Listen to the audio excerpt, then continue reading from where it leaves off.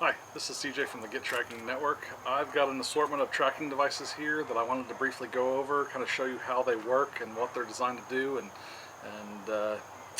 try to answer anybody's questions. A lot of times we get a device, or a question that's, what device should I buy? So I'm going to go over these real quick. We're going to have two portals that we're going to divide them into. Everything from here over, these are on the LO portal, which is the Lender Outlook portal. The Lender Outlook portal was designed in the early 2000s. It's meant to be viewed via your website, like a PC computer or a laptop, or even through your phone's browser.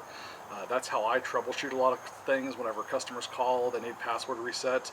I've got the link saved on my phone's desktop. It's easy to click it. It saves your password and you can go right in through the browser and do whatever you need to do. But it is a little more difficult to do things in your phone's browser than it is, say, on a PC or laptop. Now, everything over here is a GT device. All these devices are GT portal devices.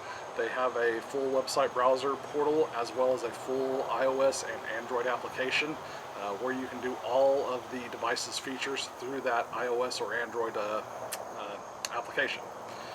I also have a couple spot devices, Spot X, the Spot Trace, and the Gen 4 Spot.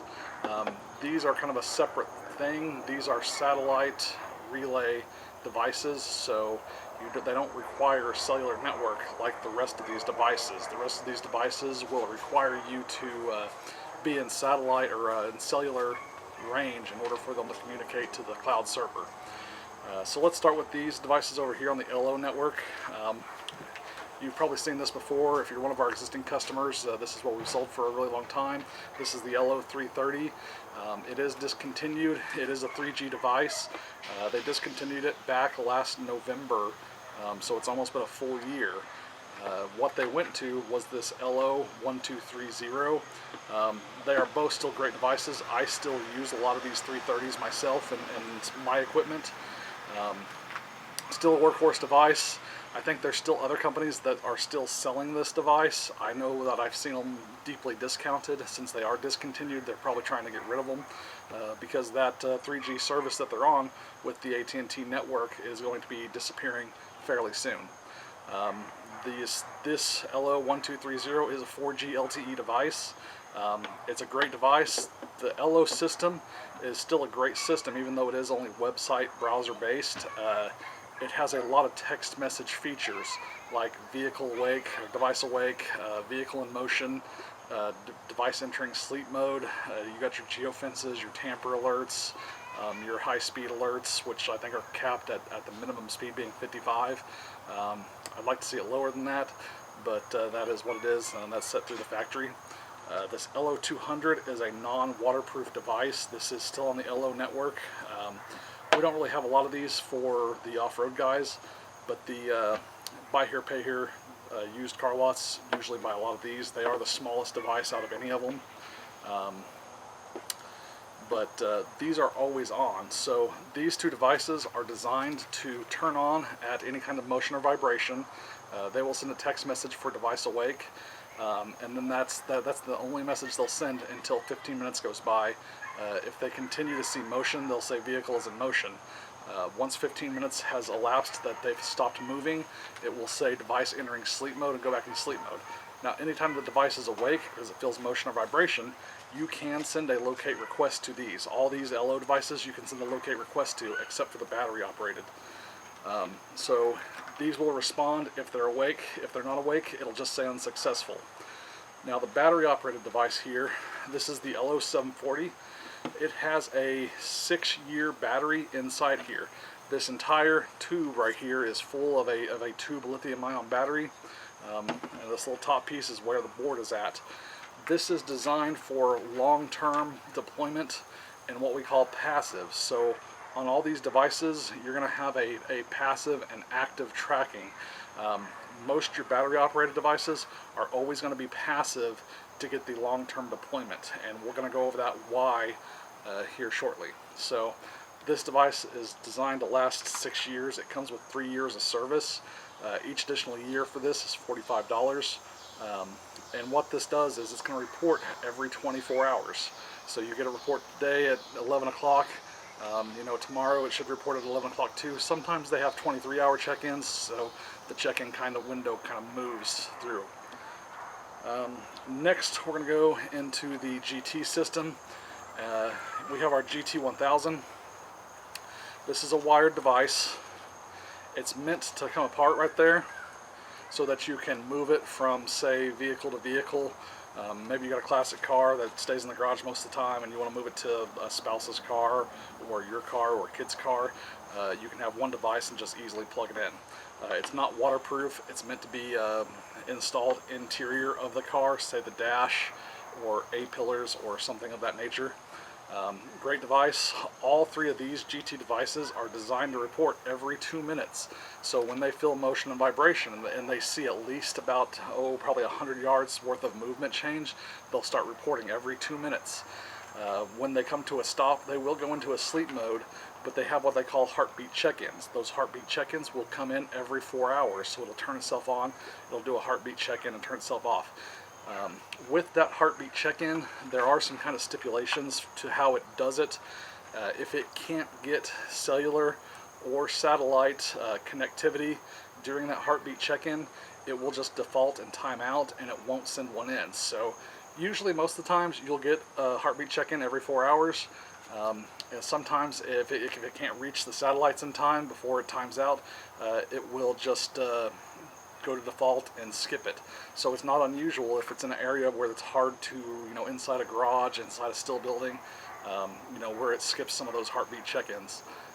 There's no programming in it to backfill those in because it did time out. And that's just not uncommon. That's just how it's designed. Doesn't mean anything's wrong with the device. It just means that it couldn't reach cellular in time. Usually when you start driving the vehicle again, you'll start getting them again if it's outside the garage, or even sometimes if it's moved to a different area in a garage that may be closer to a window so that it can get satellite penetration. So right here we have our GT1400. This is kind of the workhorse device that we've been going through. It's an IP67 rated device.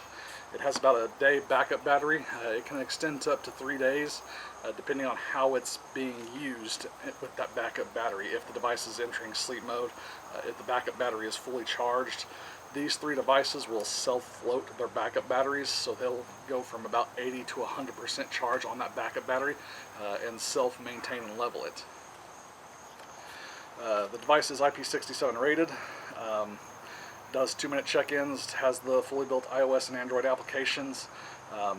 This GT1200 is a water-resistant device. We've never had any problems with water intrusion with them, but this device we don't really recommend because it runs on the T-Mobile network. T-Mobile is great if you're in larger cities, if you're in proper cities that have 100,000 people or more. It's great for inside those cities. The backup battery in this is designed to last about 6 to 7 days. So it's a great device as far as backup battery goes. The water resistance is really good on it as well, but it does run on that T-Mobile network. We also have this device in an international version that runs on the Rogers network, so if you're in Canada, you can run this device in Canada on the Rogers network and be good to go there. So a lot of times people ask us, how do you install these? A lot of times I'll put 2 strips of VHB tape on the bottom of the device, pull the VHB tape off, and I'll clean an area that I'm going to stick it on. So I'll stick and press it for about 30 seconds, and it will be really hard to get off there. That 3M VHB tape is like car emblem tape, so it does stick really well. A lot of times also on the wiring, you have 4 wires on these GT devices. You have red and black, which is going to be your power and ground, and then you have green and white. So we have a lot of people ask us what that is. This green wire here is used for a IO 5 volt negative control line for a relay. This relay can be used to control a process, whether it's your ignition, your fuel pump, what have you. You can put it up to anything. The white wire is for ignition. You can wire that up to any key power thing and it will force the device to stay awake. So that's what that's for. A lot of times in our instructions we just say to clip them and fold them back. What we mean is to literally clip them, and we will put some heat shrink or electrical tape on these and just fold them back like that and heat shrink them or electrical tape them down to finish off the connection to make it look nice. Over here we have our GT500s. These are a passive long-term device just like this one is. These have a battery in them that's designed to last for about 2.5 years to 3.5 years depending on the model. The GT500 MD is a 3.5 year device. What this device is going to do is it's going to report every 4 hours for the first 500 check-ins. So you get essentially, I think it's 94 days worth of check-ins, and then it goes into a even more passive mode to save that battery to get that long run time. So then it checks in every 17 hours. And that's how it's programmed to do. It does have a recovery mode that on its next check-in window, if you send it into recovery mode, it will report every 5 minutes, but it has to wait until that next check-in window. These devices are meant to be installed on trailers, inside cars, like in the dashboard, in the glove box. We try not to put too much metal over the top of them. You can do it on the roof of a trailer. Use 2 strips of VHB tape and just stick it on to the top of the trailer, and good to go from there. And so that's for the 500 MD. The 500 MP is designed to report every 11 hours. It also has the recovery mode, so it's going to report every 5 minutes once it gets into recovery mode, but again, you have to wait till that next available check-in window. The reason we have these set like that is because we want passive long-term devices. Anything that is active and battery powered is going to have a very short battery life. So say there are similar devices that are cellular network, but I'm just going to use this one for instance. This is a battery powered satellite relay device, so it's going to use satellite relay for its data as well as satellite relay for its location. But it is a battery operated device. This one's programmable. It will turn on with movement, but what's going to happen is if you're fairly active with that trailer, you use it once or twice a week, you're going to be recharging this battery every 2 weeks to 3 weeks time frame. As time goes by, the internal batteries are going to start getting weaker. They're not going to hold their charge as well, and then you have a really short-term device. And we found out, after logging, we used to sell other devices that were more active devices that were short-term deployment instead of long-term deployment, and our recovery rates were dropping because people would tend to forget to charge them, or life would get in the way and they just wouldn't maintain a proper charge schedule for their active short-term installed device, and that leads to complacency. And when that would happen, their vehicle would get stolen, they wouldn't have any battery life on that device, so then there was no recovering it. So we actually stopped selling them because it wasn't worth the risk of selling a device that constantly tended to let people down, not because of our doing, but because of their own charge and that complacency. So we always recommend a long-term battery operated device if you're going to do it. Even though it's not active, you're not going to see it physically, turn on whenever it drives away. The chance of recovery are actually much higher with the long-term device. So again, that's what we offer. You can go to Amazon and pick up a active short-term device. We don't recommend them, but if that's what you want and you're going to maintain that charge schedule, go ahead and do it. But just be aware, every 2 weeks, that's going to be about your window for recharging it to make sure that device stays powered up and active. And we noticed a lot of our customers weren't doing it because through our admin login and distributor portal, we can see how often people log in, how often people were charging the batteries, and it just wasn't happening. So that's why we stopped selling those. So the good thing about these as well, so we'll go to the spot devices. If you're in an area that doesn't have cell power or cellular towers, your only real option is going to be something like these, where they use satellite relay for the data. The service charges for these are going to be a lot higher, essentially. For say this spot trace, you're going to be looking at about $150 to activate it, plus a year's worth of service. You can do flex plans where you only pay like 6 months at a time. and go from there. You're going to look for about $29 to activate it and about $14 to service the Flex plan. I think it is. I saw it on the website a little bit ago, but that's pretty much it. Or you can go with one of these if you need to send like SOS signals if you're in the Northwest areas. That's what a lot of these guys go to, or the Garmin InReaches. Those are great devices as well. But these are going to be all satellite devices. These are going to have a substantially higher service fee, where they're going to be anywhere from $12 to $25 per month. So you're looking at $150 to $250 per month for these satellite devices versus these GTs that are all going to run $20 per year, or the LOs that are going to run $45 per year. We encourage people, these are the decoy devices. These are actually real devices that are they don't have service on them anymore. We recommend installing them. When you install it, do kind of a fairly obvious job. A lot of times I tell people, do a shitty job installing it, make it look like you really didn't try. Stick it on the battery, stick it right underneath the seat, and it lets people think that, you just didn't do a good job, and if they do go looking for it, hopefully that's the only thing they find. So, I will go over on part 2 of this video, troubleshooting for any potential things that might be issues. But for the most part, if you have problems with any tracking device, they are all designed to reboot themselves once the backup battery power is depleted. So if you ever have an issue with any tracking device from any company that you're at, if you didn't buy one from us, they'll still have the same reboot sequence. Just unplug the power from the device, let it set till the backup battery dies, and then plug it back in, and that should start the service back up and potentially fix any issue you might have. I tell people, you got to think of all these like a cell phone. A cell phone without a screen. They all have cellular data.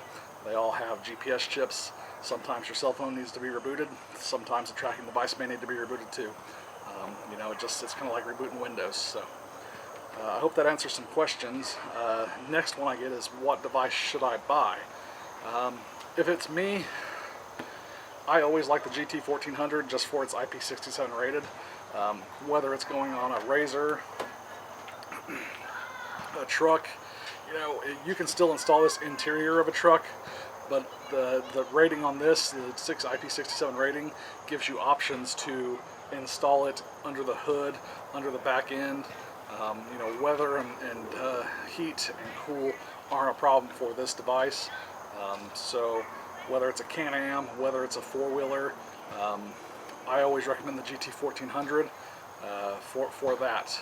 If you don't have battery power, really the GT500 MP is going to be your next best item. 2 strips of VHB tape on it and stick it anywhere, and you're going to get those 11-hour check-ins, for the life of the device, which is about 2.5 years. So that's pretty much it. If you're looking for a device to buy, I highly recommend the GT1400s. If you want lots of text messages, the LO123 is good. The GT system still has text messages and emails. It just doesn't have the device awake or the vehicle in motion text message that this does. But these still have tamper alerts, geozones, and geozones with this system, with the GT system, is much easier to do versus the LO system. The LO system requires the device to be awake, which means that you need to go out and shake your vehicle to wake the device up and then go set it on the computer. So it can be a kind of a pain to do on the LO system, whereas the GT system, you can just do it from your phone and you're good to go. So that's pretty much it. Like I said, I recommend the GT1400 for most every vehicle. Motorcycles, generators. We've had people put them on compressors and stuff. So that's pretty much all I got. If you have questions, don't hesitate to shoot us an email or send me a message on Facebook. Thanks.